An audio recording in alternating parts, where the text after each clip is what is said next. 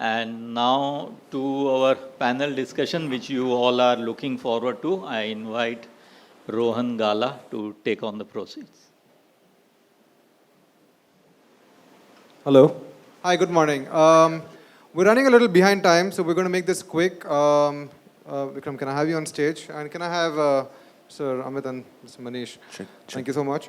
Mr. Gulshan has been caught up with some urgent government matter. He's on the way, trying to make it here, but we've got him on Zoom, thanks to technology. So last minute, we've been able to make some adjustments. Good morning, Mr. Gulshan. I think, Vivek, can you just check his audio, please?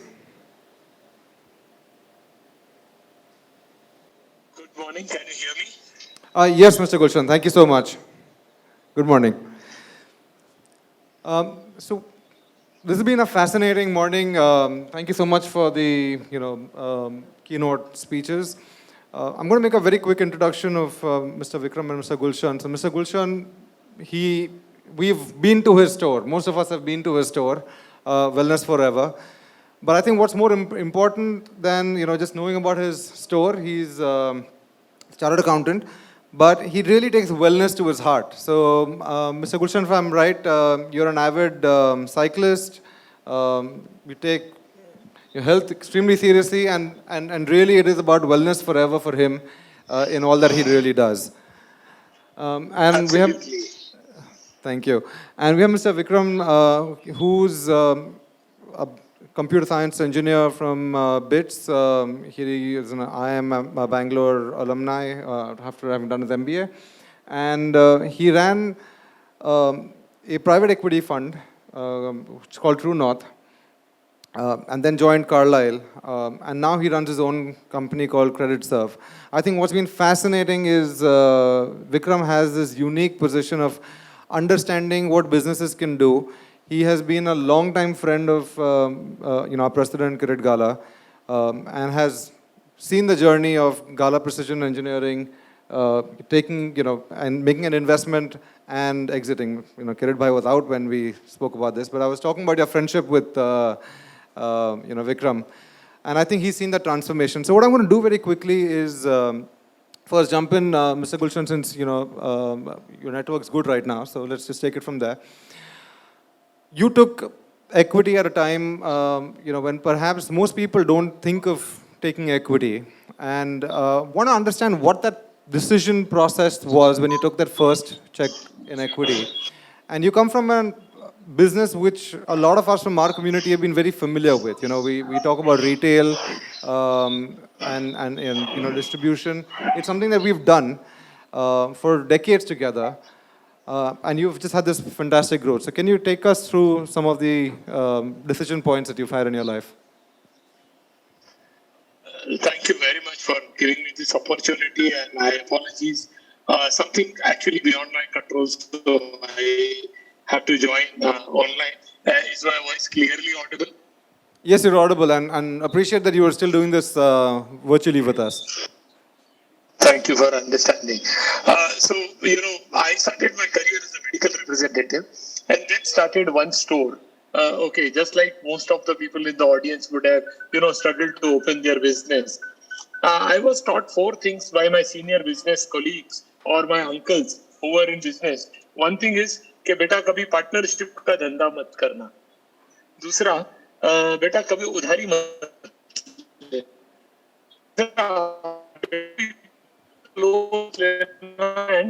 and 40 lakh से ही रखना.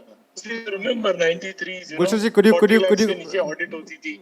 And then they said, Gulshan, I think you're not audible. Can you turn off his video, I think? Yeah. You can cut off your video and then we can, I think. Yeah, we heard no partnership and can you udhari hear me mat now? lena. And बोला कभी loan मत लेना. And then they said that तुम गल्ला छोड़ के नहीं जाने का. You should never leave your cash counter. Hello. Yes, sir. We can hear you now. As I grew in business, I realized that without partnerships, I cannot grow. So I made a partnership company. Without bank loan, I could not grow. So I took a loan. Then, 40 lakhs was becoming a limitation for me. So I grew my business beyond 40 lakhs. And then more importantly, जब मैं गल्ले पे लेके पैसा लेता था, I realized that I am doing the most unqualified work in my company. Rather than talking to my customers, I am like a lazy person sitting on a chair and counting money. So since that day, I have never sat on my cash counter. Coming back to why did I take the equity? I want to give one advice to my fellow people. There is never a small business. There is only a small businessman. And what happens is that we become the glass ceiling to our business. So as a medical store, I started dreaming of 500 medical stores, 1,000 medical stores. So the money that was required, probably the corporatization that was required, I did not possess it. And rather than therefore being a 100% owner of 4 shops, I chose a journey that I will be a 20% owner of 4,000 shops. Okay. And lastly, the art of taking money is about, every important decision in life, even if it is marriage. So if you don't get married, so before you get married, everybody will tell you, wife का ये problem रहता है, in-laws का ये problem रहता है, बच्चों का ये problem रहता है. But if you want to really grow, तो वो गृहस्थी तो एक natural चीज है, and over time you will learn to, navigate the, nitty-gritties of that. So, I thought that it will be a good business for me to kind of be a 20% owner of a company that is listed on a stock market and delivers value to many other people, including my customers, my investors, my bankers, rather than only delivering the value to me.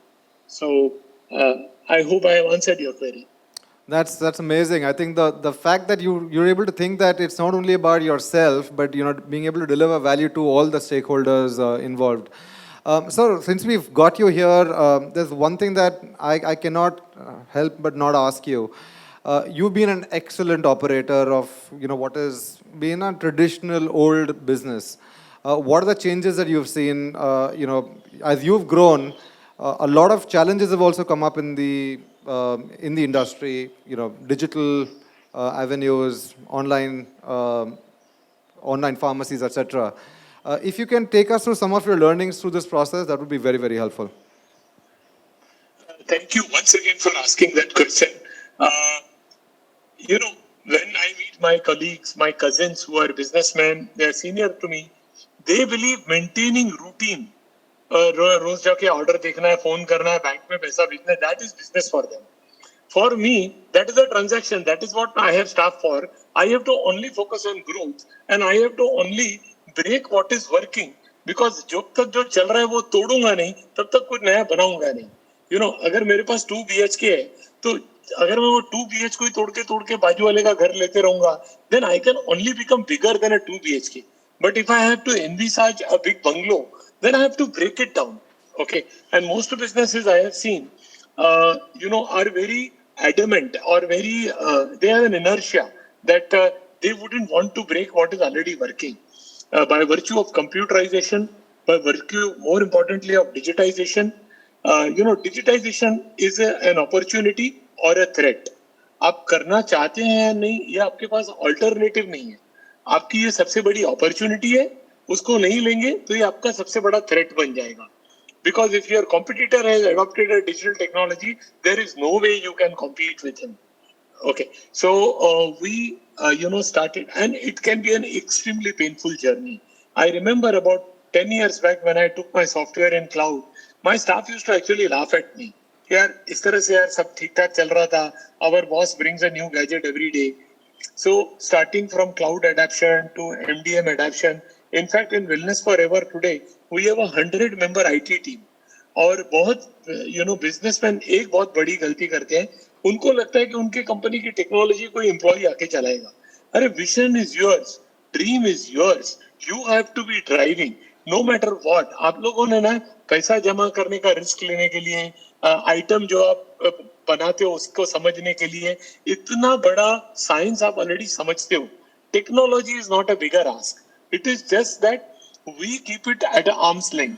हम ये बोलते हैं नहीं यार वो college से पढ़ के आएगा ना या उसने कुछ टेक्नोलॉजी का कोर्स किया रहेगा तो उसको समझेगा, हमको नहीं समझेगा. I am not being critical, but I am being to the point so that I am able to drive my point straight away to you that my dear friend, technology का handle आज आप छोड़ेंगे तो कल आपके लिए अंधेरा है. And that is something that I understood, and we invested very heavily. It can be an extremely painful journey, but whether in hindsight अगर आप मुझे 15 साल वापस लेके जाते, whether I would have still invested or not, answer is definitely yes. Thank you so much. You use the word invested in technology, and I think कई लोगों को ये लगता है कि ये तो खर्चा है, and how much should I spend on technology? And a 100-member team is truly amazing. How do you go through this thought process, and how do you evaluate if there is a return that you're getting on your investment in technology? See, once again, thankful that you asked me this question. See, तीन प्रकार के लोग हो सकते हैं. एक, they are change makers. वो दुनिया को चेंज लेकर आएंगे. There are others who will change when everybody else has changed. अभी तो क्या है, अभी सब बदल गया है, अभी इसके बगैर चलने वाला नहीं है. Now I am going to also invest. Okay, they are going to be left behind. Even change makers is what is a thought, but what I want you to be, and what you have always been by virtue of being a successful businessman, is a change evangelist.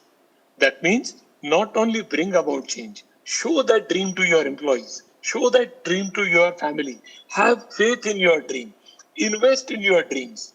Okay, don't invest in yesterday, invest in tomorrow. Go and learn. In the year 2002, I had a supply business. मेरे को 10 बजे सवेरे Jaslok hospital, JJ hospital में माल बेचने को जाना पड़ता था. 6 o'clock I used to go to Vijayamukhi classes at Bombay Central and learn computer technology. Wow. Okay, because and then the course used to be from 6 to 9 o'clock. और जब मैं Excel पहली बार सीखा in the year 1998 or so 97, मुझे बिल्कुल समझ में नहीं आ रहा था कि हम लोग पेन और पेपर लेके क्यों काम कर रहे हैं. So therefore, technology is a DNA. वो एक नशा है. आप उससे थोड़ा दूर रहे हैं, और जो भी उसको खाली दूर दूर से चक्के देख रहे हैं, what will happen is that whatever you are investing will suboptimally perform for you, because आपका धंधा जैसे और कोई नहीं चला सकता है, उसी तरह से आपकी टेक्नोलॉजी भी कोई और नहीं चला पाएगा. You can create a team, but leading the team in technology is going to be, it is your business is asking that from you. It is not your ask from yourself. It is your business is ask from you whether you want to respond it like an evangelist or you want to respond it like with a typical inertia कि हमारे होते हुए तो कुछ नहीं होगा, अभी तो इसके अंदर बहुत टाइम लगेगा, हमारा टाइम तो निकल जाएगा. And all these things are, the best way to, it's not a good discussion in my opinion. Thank you. I think we'll invite you in person to discuss your story and about your digital journey. I think coming to digital, Vikram, I have a question. What you're doing when you're new avatar, you've gone from being an investor, a private equity investor. So private equity investor, you would have been writing much larger checks at IVF and then True North, which became True North. And then Carlyle is obviously much larger. And now you're in the role of an operator, running your own company, startup of sorts. But at the end of the day, you want to sort of plug in and aid companies and businesses get funds and credit. Do you think that if the MSMEs do not get technologically advanced, it would actually make it more difficult for people like you and perhaps even, with Ugro, for, like 5 years later, where do you get this data? Because you don't have paper moving now. And the data flow will be digital. So do you see that as a threat even to getting finance eventually? Can you hear me? Yeah.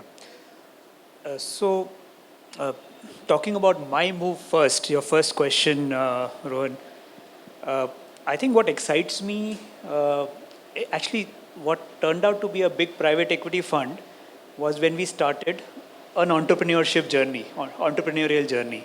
So it ended up being a large fund, but it was, the exciting part of it was setting up that business, getting started, And I think the most exciting part of my life in the last 20 years has been meeting entrepreneurs with how Mr. Gulshan was explaining about his business.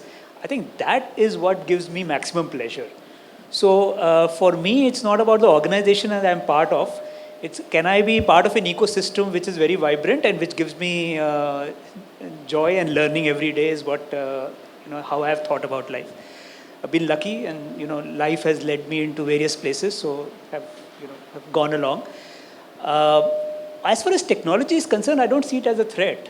The reason we've chosen to start a fintech business, and fintech is a much abused word. Everybody and their uncle and their aunt wants to call themselves a fintech.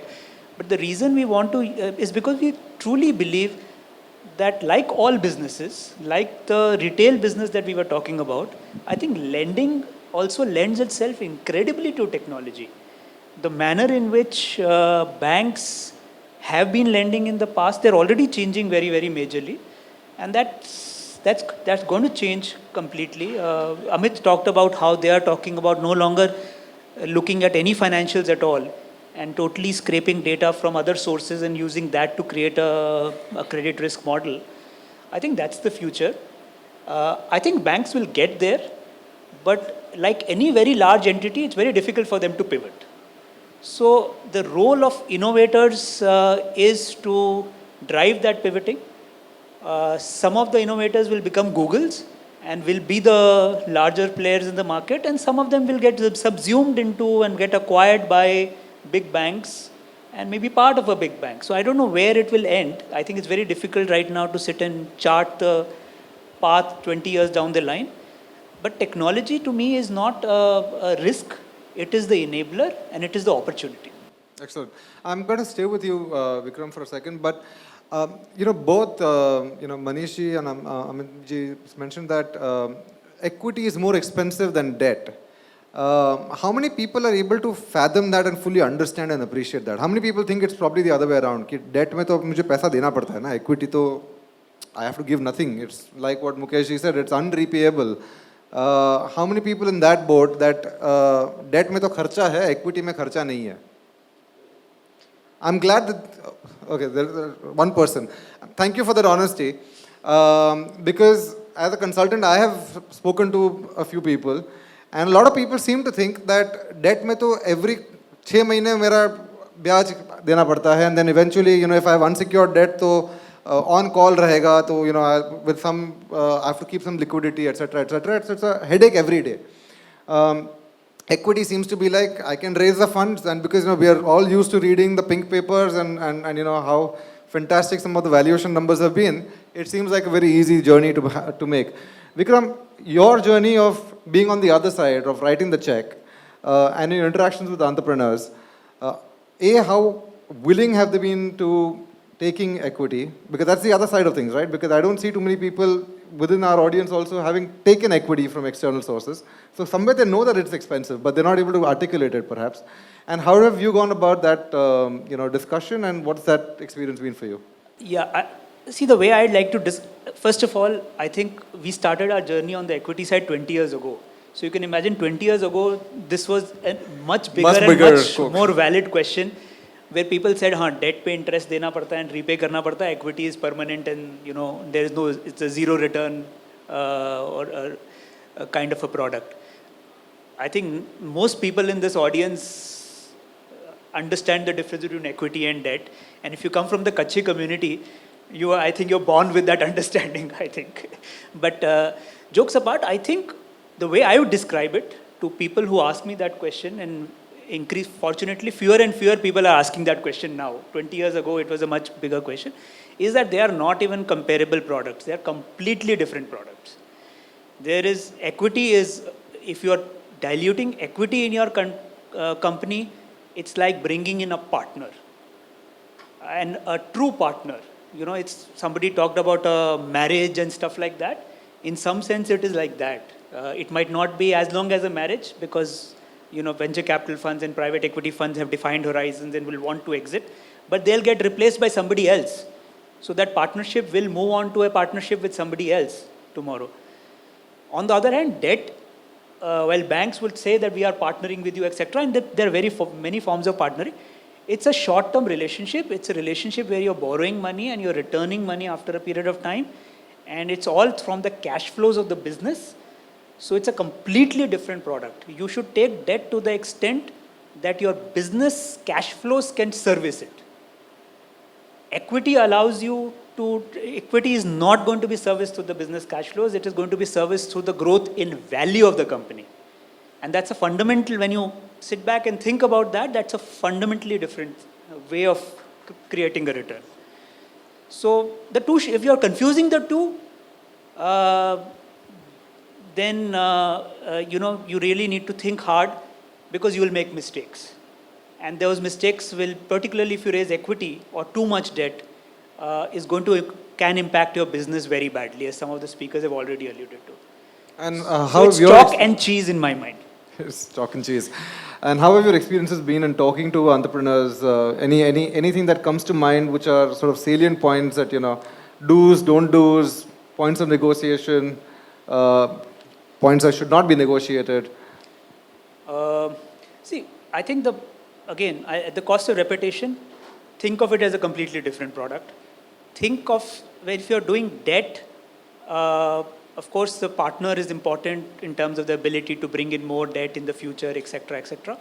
But the diligence on the partnership has to be much greater when you're doing equity. So, because again, it's a much longer term relationship, you're going to live together, you're going to probably give them some rights on your board and have a board participation, you're probably going to give them shareholder rights, etc. So, often it's seen as, I am a fund investing in a company, so I will do diligence on the company. My approach to entrepreneurs are, please, you should also do diligence on your prospective partner, just as the way they are doing diligence. Who have they invested in? What is the experience of their investee companies? What kind of partners do they make? How much of a growth mindset do they have? How much of a risk-taking appetite do they have? So, and it makes sense if you have a meeting of minds. It doesn't mean everything has to be the same, but you should be aware of their psyche and they should be aware of your psyche. Thank and you for that. that's not required when you're working with ICICI Bank or an Axis Bank or any. It's not required. It's not required. So I think, Kirit Bhai, it's very clear that it's not only the board seat that he probably takes, because he also takes a seat on your panel. That's the kind of length of a relationship that private equity can potentially have. I'll invite questions from the audience. We're going to be running short of time, so if there are any specific questions, because we have some people, who've given some excellent insight. If those can be written down, and if I can have somebody help collect those, I'll just continue with some questions in the meanwhile. Amit, you spoke about credit score, and Kirit Bhai had spoken about this, that as a community, the CMR, for example, is there a way to make the credit score better? Is there a way to define a credit score, even for our unsecured lending? Because, when I look at a person, I don't know what that person really stands for. Any thoughts on that? So, of course, credit scores obviously change. It's not a static score at all. Whether it is your personal individual score, whether it's your CMR, whether it's your ratings, whether it's your ICRA rating, all these are dynamic, and these are defined by behaviors. These are basically behavioral scores. So credit behavioral score is how much are you leveraging yourself, kitna frequency hai, how are your repayments, what kind of debt are you taking? Are you too much on unsecured side? Do you have a mix of secured, unsecured? What is short term? What is long term? All these parameters go into your individual score, go into your CMR score, go into your ratings. Your ratings also are defined by parameters like what's your debt equity, how much equity have you raised, what are you leveraging, what is your ROA, ROE. So the point is that these are all dynamics, and of course you can improve, and they are dynamic. Of course you can improve. The standard, like we've learned, the standard good practices of business will eventually improve the score. There are multiple. There are standard good practices of business. The moment everybody here know that if I miss my EMI, my credit score is going to drop. Simple. So there are basic standard good practices. Keep going those good practices. Your ratings will improve basis your size of the company, your equity that comes in, the partners that you have on board. for example, like he spoke, you have to have Vikram spoke, you have to have the right partner. Having just a dead investment, somebody just getting in capital because they have excess money is not the right partner. The right partner is what does he bring strategically? Does it make sense? Is this synergy? These will eventually impact your ratings as well. So from your individual scores to your ratings, I think all these things make a difference, and they are dynamic and can be improved. Thanks for that. Manishi, on this topic that Vikram spoke about, and I don't know if Gulshan ji is still online, then both of you all can talk about. Very much, brother. Oh, great. So this whole partnership thing, right? You were an early partner to Gulshan ji, and then now Poonawalla Group has been a much more substantial partner. So how does this journey of this partnership, your involvement, been with the wellness experience, even in terms of looking at new partners as a partner already in the business? See, this is a process that you have to evolve with. At every stage, there will be few people, as the company grows, there will be more funding requirement, there will be more people who will have to join in. And obviously, the early stage, like we entered very, very early. I was the first one to write a check for wellness. Then I introduced few of my friends and HNI clients who also invested. And then there were certain set of other investors who started coming in. And at every stage, the valuation changes. A very senior partner will keep coming. And this will definitely add value to both, to the company also and to the original investors also, because the original investors, then if I am today invested in a company in which Poonawalla Group has also invested, or a bigger private equity investor has also invested. So that is what that adds value to me also. And similarly, the company also gets benefited out of that. Excellent. And in that process of raising money, so Gulshan ji, I think in the first question that I asked you, when you were told कि partners मत लेना, and आपके मन में दुविधा थी when you were speaking to Manish ji at that point कि how am I taking capital, how am I raising this equity, is this something that I should be doing or not, and how did that decision making process go through, especially because I believe you have a couple of people who are already partners or in the family, in the business. So, thank you very much again. 2 or 3 things already were discussed today. Say an example, when Manish said that we will invest, or when I approached Manish कि आप invest करोगे क्या? He was known to my partners for 10 years before that, and we respected him firstly. So the previous speaker was talking about that you need to do diligence. You get money from people whom you gel well with, whom you understand very well. So we had that comfort with, Manish ji ever since. Now, as far as that first decision, उस वक्त ऐसा होता है when I went and told my senior partners and my family that somebody is investing so many crores in my business. So the first question was, वो किस खुशी में आपको पैसा दे रहे हैं भाई? आप what is this? And immediate thought is of the suspicion कि ये कुछ गड़बड़ कर रहा है, इसको पैसे आ रहे हैं, something like this. However, as the knowledge grows, how convinced you are about that picture, talking that हमारा business बहुत बड़ा होने वाला है and the market is going to change, that every businessman does every evening, but how compelled you are, और वो सपना तुमको कितना clearly दिख रहा है. So in our case, we could see that the industry is at the cusp of change, and या तो कल आके बड़े बड़े बिजनेस हाउसेस चेंज करेंगे या फॉरेनर्स चेंज करेंगे, या आज हम अपना एक्सपीरियंस यूज करके करते हैं.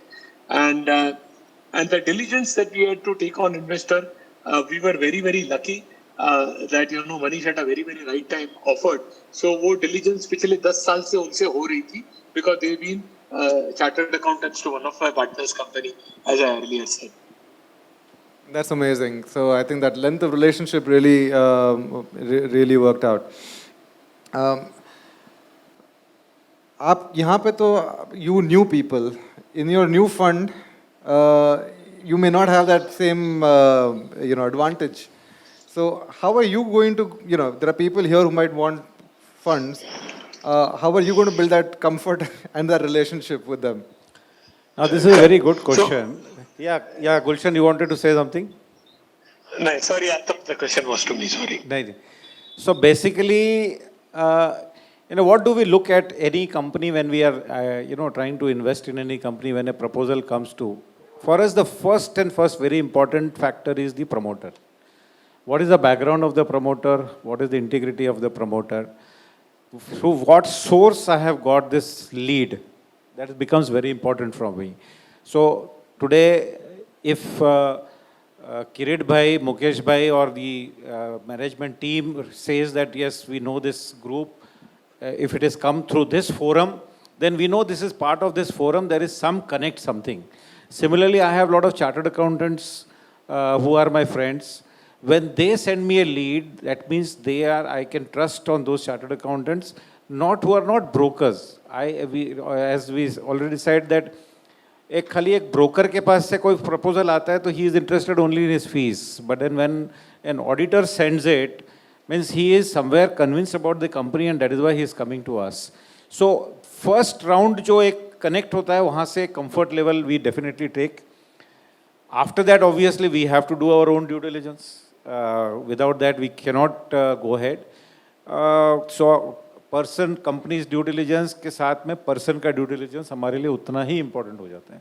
And that before the company, I think it is the promoter's due diligence that is very important for us. Excellent. Amit, a question for you. If I may just Yes, add please, to that please, point, please. Look, one thing I've realized over doing this over a long period of time is that there is no one style that fits all, particularly on the question that you were asking, Manishji, that, how do you evaluate investors? So we as investors have to adapt ourselves to the needs of the investing company also. So when we invested with Gala, for instance, they had a great product, which was already a market leader in India, and they had this strong ambition of taking the compressor valve side across the world. And the need where we could be involved, where he needed some help, was to help him through the journey of professionalizing the organization, getting more systems and processes in place, thinking of how to build the front end, manufacturing may support, establish that. And of course, the capital. The capital is very, very important, of course. I'm not diminishing the need for that. And that's where, we had some team members. There was a colleague of mine who came from manufacturing and who could support him with the manufacturing systems and processes and etc. But there are other places where we've realized that, we don't have to necessarily add value, where we might be coming in the way of growth. And maybe just being there and supporting on governance is all that we need to do and nothing else. So I don't think we should go in with the model that हम हर जगह जाके professionalize करेंगे या नया CFO लेकर आएंगे and we'll change things necessarily. It's sometimes we believe that we have a model and we will go and implement it everywhere. The needs of each business is fundamentally different. And to do what we were trying to do in Gala in another business would be completely wrong. We'd be doing a disservice to that business or to this business. Thank you so much. That's very, very helpful indeed. Amit, shifting tracks again. Asset-based financing is something that, we've grown up listening about, and it's always a challenge, collateral though. I mean, it almost looks like banks or financiers have never taken any risk in their life, but they still ended up losing a lot of money at an aggregate level. Moving from assets to cash flow, can you speak a little bit about that? Because I think that's extremely interesting in especially, when we're making the shift, even, when we talk about valuation on the equity side, we want to be asset light. And if you're asset light, then how are we going to finance on the debt side if there is no asset to begin with? No, so this whole asset-backed financing that used to happen through the banks was about the value of asset. What was not about repayment capability. And that is why you saw losses. If I have a crore rupee of home, the banks were ready to give me 70 lakh rupees. or 60 lakh rupees. And they were happy that if this guy defaults, they have enough cover on their money that they have given me. But they were never bothered whether I could really, or they were, when I say never bothered, but less bothered about if I could pay that 100,000 rupees a month as their EMI consistently, and does my business support it.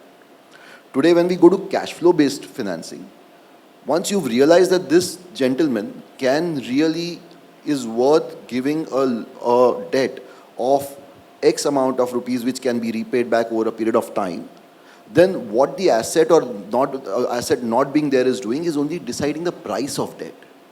So if I as an individual, and let me give you an example, if I as an individual can pay 10,000 rupees a month, right, as an EMI, then you will give me a 10 lakh rupee of housing loan. If the asset is different, you will give, and that will be at 8%, but you will give me maybe a bike loan at 15-18%. You will give me an unsecured loan at 24%. So but I'm still paying 10,000 rupees, and I will pay 10,000 rupees and service each of these debts properly. So the risk that the banks used to think that I have the asset and my risk is covered was a flaw in this whole evaluation of credit. Once you've decided that by basis of this cash flow, I can evaluate this guy, then all the asset or asset not being there is doing is understanding how it has to be priced basis something called as, if there is a loss, what is my recovery? So coming to that, what are the kind of interest, the question that's come through, what is the interest that you charge to your customers on the different types of products and that? These are, so like I again said, interests are basically defined by what risk the bank is taking, what risk the institution is taking, and what risk they think is at the investor, and how is that risk being supported by either a collateral or lack of collateral. If today you go into the market and there is a property loan that people take, then it can range anywhere between 7.5 to 9.5, 10%. If there is a machinery loan that people take, the asset is different than what the property is. It could be in the range of between 10 to 11% to 14%. If there's an unsecured loan, unsecured loans for 90 days will be cheaper because the risk is cheaper. I know what's happening in 90 days. Unsecured loans for 36 months will be expensive. They will be in the range of 18% because there is a long tenor, long tail, 3 years of unsecured. There is no security. So 2 points here. One, understanding whether I can repay that much amount monthly, annually, 3 monthly. Second, what do I support it with to ensure that I get the right pricing? These are the typical 2 questions that need to be the SME or the MSME has to have in mind when he takes the debt. That's about it. So easy to figure out at least repayment here, but like we said, unrepayable capital, on the equity side. The question here is that, how do you, and in your previous avatar, react as an equity investor when there is not the desired growth or increase in valuation, and what is unrepayable, ultimately you need an exit for. What are the good, bad and uglies that you've seen? I think this is very pertinent because we've spoken about this as a partnership. The good and rosy is all fine, but I think when somebody is signing the dotted line, they're obviously worried about the worst thing that can happen. शादी में तो हम prenuptial नहीं करते, यहाँ पे is there a scope of a prenuptial agreement of sorts? No, you're absolutely right. Actually, that's a very good question because any relationship is actually tested when times become difficult. In good times, all relationships work very beautifully. And I don't think there is one answer, Rohan. I think you have to figure out when things are going bad as to why you believe things are going bad. Is that because there is a fundamental change that has happened? Your assumption was that this is the nature of the business. You misunderstood that, and the nature of the business is actually different. If that is the case, then probably the right approach is to exit, to find a way saying that, look, I thought I was investing in a business like this, or I thought I was investing with a person like this, and there's a breakdown of trust. And now, I can, so if my bedrock has changed, then you have to, my experience at least is that you'd rather close the relationship sooner than later. and it might be at a loss, it might be at some compromise or whatever, but you, instead of living with that for another 3, 4, 5 years and trying to figure out ways, when there is no trust, that becomes very difficult, and it results in more acrimony than anything else, and it destroys a lot of time on both sides and value ultimately. On the other hand, if there are market conditions that have changed, or if there's a COVID situation that has happened, we've had situations where we had invested in another manufacturing company, not Gala, very, very good quality, and we had the crisis of 2009, and the automobile industry just stopped buying. This was a castings business, and the money had gone in to put a new line, new line, and capacity utilization went down to 20% of the old lines, and you had a new line. So then you have to revisit, and then you have to restructure. You have to say, okay, if my horizon was 5 years originally, I'll have to think of a different horizon. How can I reduce the need for capital in this period? Because this line will be required, but it's not required in 2009 any longer. Hopefully in 2011 it will come back to utilization. And then you rejig the relationship, you might have assumed that you'll contribute a larger amount of capital immediately. You might say, okay, some now, some later, if you can. So then you work around it. Then the word restructuring in banking terms is a 4-letter word, but that's life, right? You have to rejig. So it really depends on what has caused it. Manish, any experiences that you've had in difficult conversations? It does happen in every investment cycle that you do. For my 20 years of investing experience and having invested in more than 20 companies, there have been 1 or 2 instances where, because of change in government policy or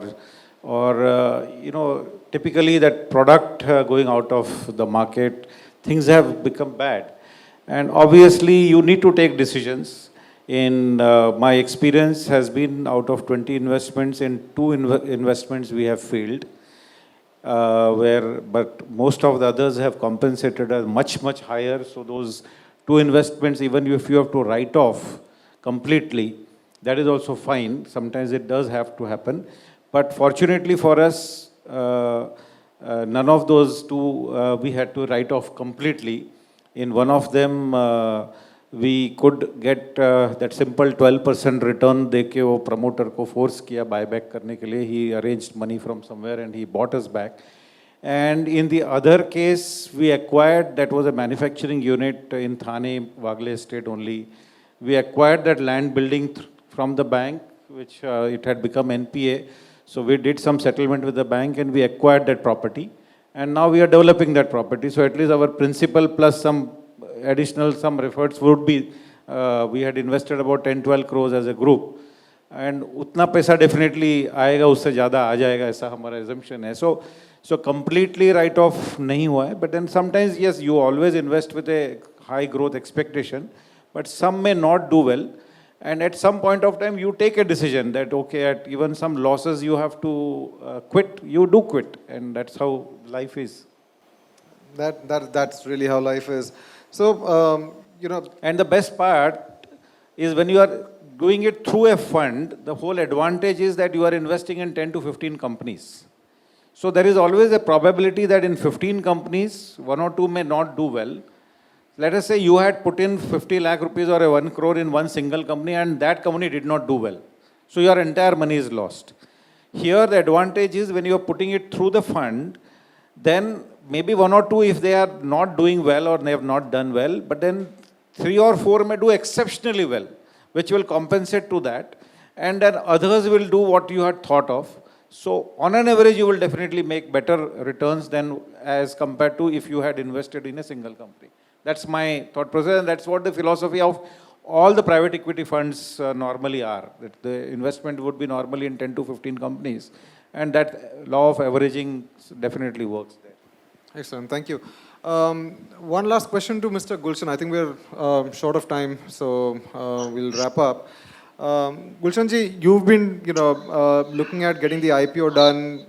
Again, I'm harping on this question, but because what I realize is that a lot of times the whole equity dilution angle becomes difficult for people to go through is because how will a partnership really work? The same advice that you were given right in the beginning.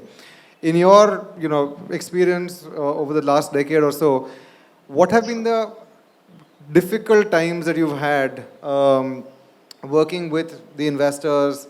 When new competition has come in, new dynamics have changed, COVID happened, and how have those been tackled? And what are the do's, don't do's finally that you would suggest? So we are in any relation. There are good and lots of good times. In hindsight, I have a benefit of answering this question. So most of these, investors, they first of all, in their judgment, mean well to you. You may not agree with them, but there is a way life is occurring to them. Sometimes their experience is richer than yours, and sometimes we as entrepreneurs, we believe, नहीं मेरा धंधा मुझे ही आता है. And then therefore, थोड़ा incoming थोड़ा बंद रहता है investor अपना, entrepreneur का. So, if both the sides are willing to listen to each other, most of the things can be sorted. As far as the equity companies I have seen, as long as they see that the money went into the business model, the person has done everything that he promised and he's doing things judiciously. Probably, things around him have changed, or some government laws have changed, or, things like, which are beyond his control have happened. I see that, in fact, in those kind of situations, they are a kind of a very solid person to sit with and really do brainstorming with them as to what next can we do, rather than, taking an advice from the friend or a relative or a family. For us, for example, all online pharmacy, deep discounts, today, every corporate wants to sell medicines, other than pharmacists, everybody wants to sell medicines, and I don't know whether people are selling discounts or they are selling medicines. It is something that we can debate some other time. Now, when these things happen, obviously we also require some senior persons of the industry who have seen those kind of disruptions in other industries. So, with a well-meaning, patient, promoter, I think these things can actually work to benefit. There are obviously if there are 3 people in the room and all 3 agree to one thing, then 2 are not required actually. So that diversity, we as entrepreneurs have to start kind of nurturing in our organization. See, with entrepreneurs, what happens is typically they are owners of business. So, sahi ya galat, their people don't come back to them and tell them, ye aapne galat kiya. So, the natural tendency of, diversity is poor with, I'm at least giving my example, I do not know about others. And hence, I would say that even in not so good times, as long as you have put the money, as long as you have stuck to your business model, you've done what you have promised to the investors, I think, you are in a far better situation than, because in so many times, they would come and say, like it happened to Wellness Forever in pandemic. One of our investors stood up and said that, okay, I'll put in 100 crores. No problem, no diligence done. Okay, and in month of August of pandemic, we raised 100 crores from existing investors. Not one paper signed, not one page of diligence done. So in difficult times, in fact, it works the other way around. I hope I have answered the query. That's excellent. Thank you so much. So integrity and, having done what you propose as a business model and everything in your power, as long as that is done, then the investors will always be there as a partner. We have a few more specific questions, which I think we can probably take offline regarding some NBFCs that have been there, etc. This has been very, very enlightening. Thank you so much. Really appreciate your experiences that you've shared. And can I request Mr. Deven to for the vote of thanks? Mukesh, yeah.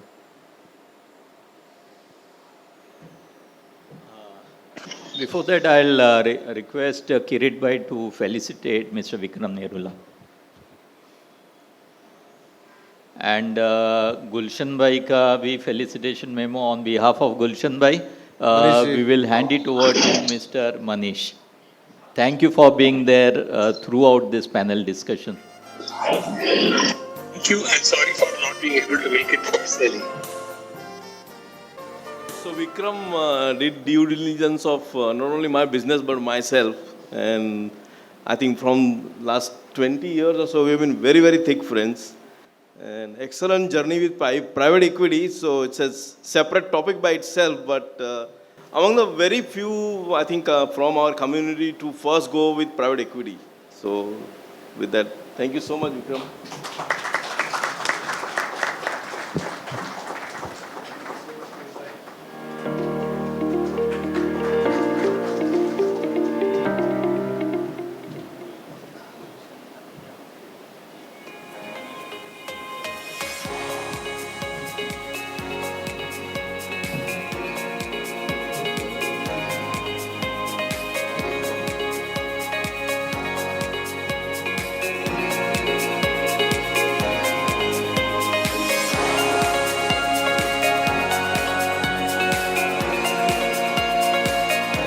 So, on behalf of KCF, I would like to thank our keynote speaker and sponsors, Manish Ladge from Mastermind, Amit Mande for YouGrow Capital.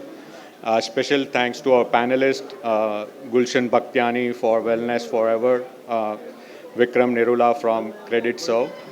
The fabulous insight you all provided has surely benefited our audience today.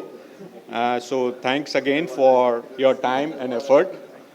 I would like to take the opportunity to thank Navneet Education for sponsoring the notepads and for this fabulous audience, which turned out large in numbers on a Saturday morning. Thanks for your kind support and encouragement to KCF to continue the delivery quality programs such as this.